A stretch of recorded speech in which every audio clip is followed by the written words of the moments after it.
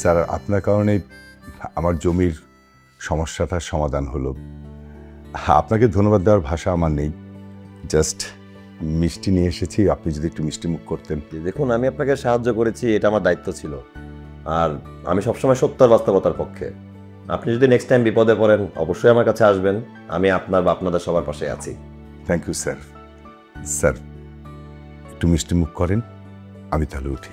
দেখুন, আসলে আপনার মিষ্টি অফিসে বসে খেতে আমার কোনো আপত্তি নেই, তবে আসলে অফিসে বসে এই মিষ্টি খাওয়াটাও আমি মেনে নিতে পারি না। আবার আপনাকে মিষ্টি আপনাকে ফেরতও দিতে আসলে আমার মন চাচ্ছে না। তবে একটু উপায় আছে। বজলু সাহেব, বজলু সাহেব, স্যার এই আচ্ছা শুনুন না, এই মিষ্টির প্যাকেটটা নিয়ে অফিসের সবাইকে খেতে দেন, আমরা সবাই মিলে আজকে মিষ্টি খাবো। জি জি স্যার, জি। স্যার আমি উঠি। প্লিজ বসেন তো, আপনিও মিষ্টি খাবেন আমাদের সাথে। আর আপনার কাছে আমার একটা রিকোয়েস্ট আছে, আপনি আমাকে স্যার করে ডাকবেন না, আপনি আমাকে নাম ধরে ডাকবেন।